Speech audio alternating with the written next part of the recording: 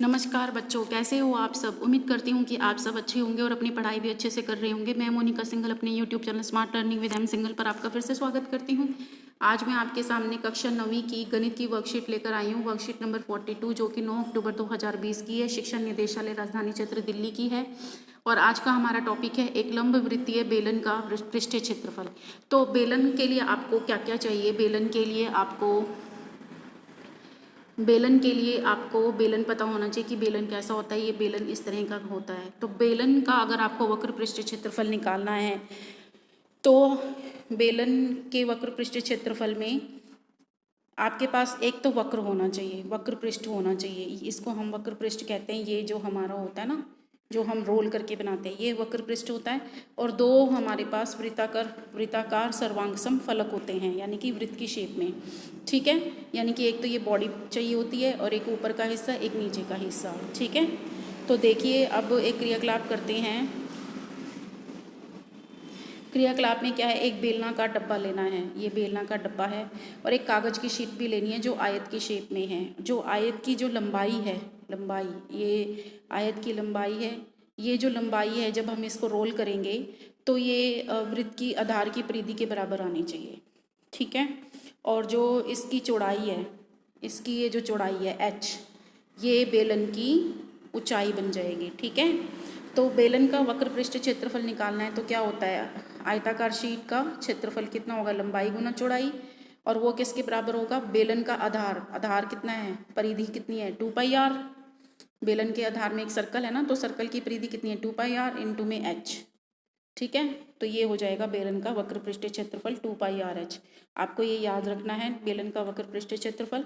कुल पृष्ठ क्षेत्रफल में क्या करना है, देखो वक्र का मतलब होता है, जैसे मैं आपको दोबारा से बता रही हूँ, वक्र का, जैसे ये हमारा बेलन है, ठीक है, तो वक्र पृष्ठ क्षेत्रफल का मतलब होता है कि हमने ये वाला एरिया है ना, इसका क्षेत्रफल निकालना है। अब हमें कुल निकालना है, तो कुल के लिए क्या करना पड़ेगा, ये नीचे वाला हिस्सा और ये ऊपर वाला हिस्सा भी जोड़ना होगा। और ये दोनों क्या है, सर्कल। तो सर्कल का एरिया जुड़ जाएगा दोनों तरफ, पाई आर स्क्वायर खाली ढक्कन और नीचे जो जिस पे खड़ा होता है वो। ठीक है, तो पाई आर स्क्वायर जुड़ जाएगा 2πrh में, और ये हमारा बन जाएगा 2πr into are plus H. तो चलिए कुछ प्रश्न दिए गए हैं। एक बेलना का डब्बा है जिसकी ऊंचाई 15 सेंटीमीटर, त्रिज्या 7 सेंटीमीटर। देखो जैसे ये है, ठीक है, ऊंचाई यानी कि एच हमको दे रखी है।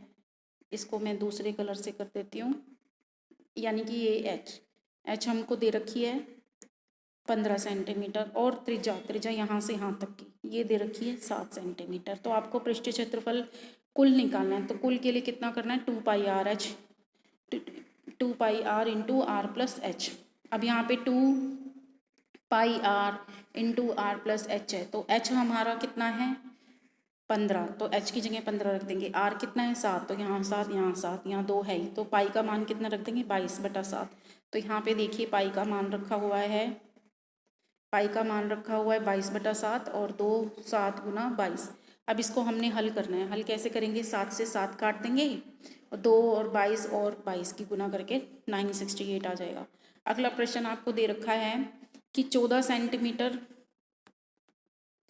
सेंटीमीटर ऊंचाई वाले लंब, मतलब h हमें दे रखी है 14 सेंटीमीटर, उसका वक्र पृष्ठ क्षेत्रफल दे रखा है 88, यानी कि 2πrh हमको दे रखा है, 2πrh दे रखा है 88।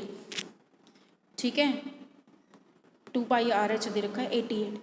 तो चलिए अब देख लेते हैं, 2πrh 88 दे रखा है, h हमें पता है, r नहीं पता। तो इन्होंने कहा है आधार का व्यास ज्ञात कीजिए। जो व्यास होता है ना वो 2r होता है, आधार का डबल होता है, वो त्रिज्या का डबल होता है। ठीक है, तो वक्र पृष्ठ क्षेत्रफल 2πrh, h हमारी ऊंचाई, और यहाँ पे सब कुछ लगा देंगे। तो यहाँ पे क्या करना है, 22 को इससे काट दो, 4 आ जाएगा।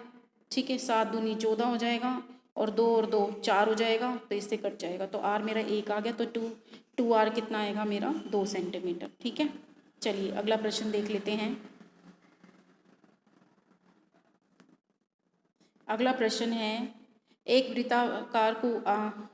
वृत्ताकार हमारा कुआं है, उसका आंतरिक व्यास 3.5 मीटर दे रखा है, 10 मीटर गहरा है, यानी कि h हमारे पास 10 मीटर है, और व्यास है ये, व्यास क्या उतना होता है 2r, 2r हमें दे रखा है 3.5, तो हमें r निकालना है। तो क्या करेंगे, इसके नीचे 10 लगा लो और ये 2 7 5 सत्ते 35, 5 दूनी 10, तो 2 गुना 2 यानी कि 7/4 आ जाएगा।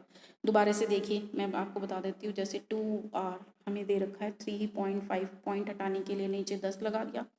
r बराबर है 35/10 और ये जो 2 है ये नीचे चला जाएगा, 2 गुना में आ जाएगा। तो 5 सत्ते 35, 5 दूनी 10 और 2 दूनी 4, तो 7/4 हमारा r आ जाएगा। और आपको क्या निकालना है, आंतरिक वक्र पृष्ठ क्षेत्रफल, कुल नहीं निकालना है। आप ये देखो आंतरिक, अंदर का निकालना है। जैसे ये कुआं है और ये h हमको दे रखा है 10 और ये हमने r निकाल लिया 7/4। तो ये जो कुआं है ना, इसका आंतरिक क्या होगा, आंतरिक वक्र पृष्ठ ही तो क्षेत्रफल होगा, ये वाला एरिया जहाँ पे पानी भरा होता है। ठीक है, तो ये हमारा हो गया 2πr/h। तो 2 हमारा ये रहा और पाई का मान 22/7, r हमारा 7/4 और h हमारा 10। तो इसको काटना है, तो काटा कैसे है मैं आपको बता देती हूँ। सबसे पहले 7 को 7 से काट दिया, ठीक है। उसके बाद 2 से इसको काट दिया, 2 दूनी 4 और ये 11, ठीक है। उसके बाद 2 से 2 कट गया, तो 11 की गुना 10 से होगी तो 110 आ जाएगा। ये तो हो गया आंतरिक वक्र पृष्ठ क्षेत्रफल, हमारा फर्स्ट पार्ट। उसके बाद बता रखा है 40 रुपये प्रति मीटर की दर से वक्र पृष्ठ पर प्लास्टर कराने का व्यय। तो आप यहाँ देखिए, तो 1 मीटर स्क्वायर, प्रति का मतलब होता है 1 मीटर स्क्वायर का खर्चा कितना, 40 रुपये। तो आपका कितना आया था, 110 आया था ना। 110 मीटर स्क्वायर को क्या करना होगा, आपने 40 से गुना करना होगा।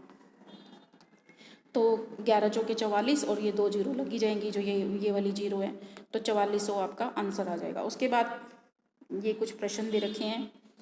पहला प्रश्न है, एक लंब वृत्तीय बेलन का वक्र पृष्ठ क्षेत्रफल। वक्र पृष्ठ क्षेत्रफल दे रखा है, त्रिज्या दे रखी है, हमें क्या निकालनी है, ऊंचाई h निकालना है।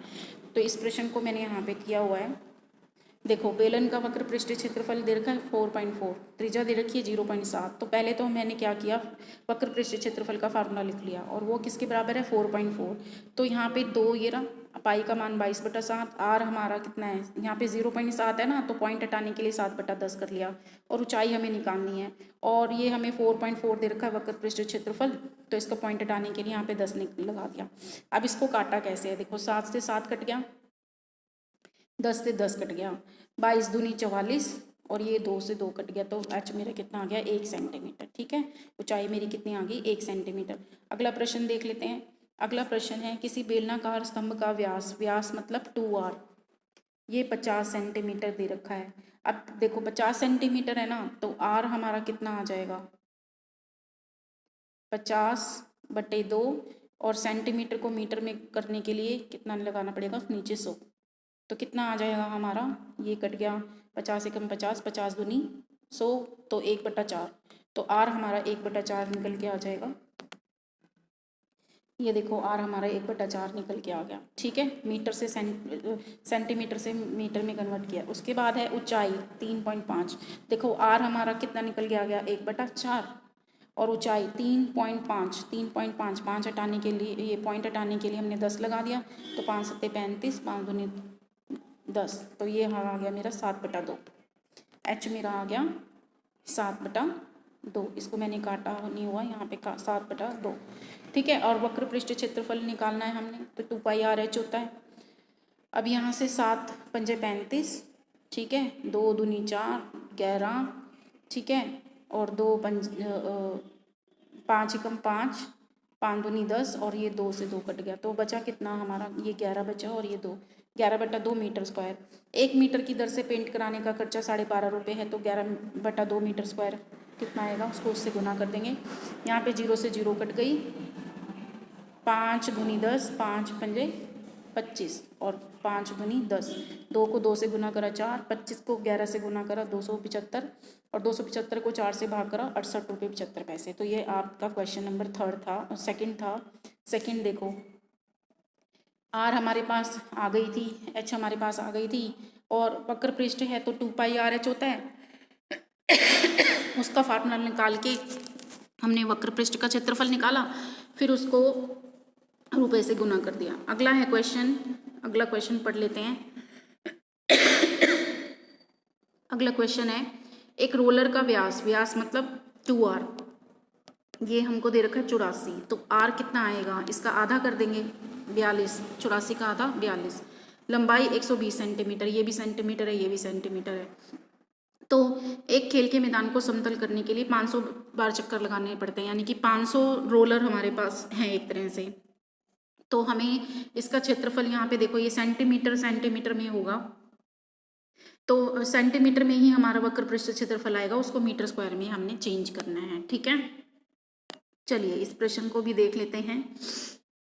देखो रोलर का जो व्यास है वो 84 है, आधार 42, उसका आधा 42 हो जाएगा।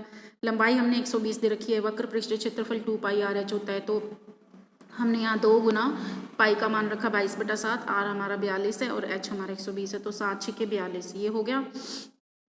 अब इन सब की गुना करके हमारा आ गया 2 को 22 से, फिर 6 से, फिर 120 से, 31 6 80। ठीक है, ये हमारा वक्र पृष्ठ क्षेत्रफल आ गया। अब आपको पता है 1 मीटर में हमारे 100 सेंटीमीटर होते हैं, तो 1 सेंटीमीटर में कितना होगा 1/100, तो 500 रोलर का वक्र पृष्ठ क्षेत्रफल 500 से गुना कर देंगे, ये सेंटीमीटर में ही चल रहा है। तो खेल के मैदान का क्षेत्रफल हमें मीटर में निकालना है, तो मीटर स्क्वायर है, यहाँ पे मीटर में 100 होते हैं, 100 1/100 सेंटीमीटर,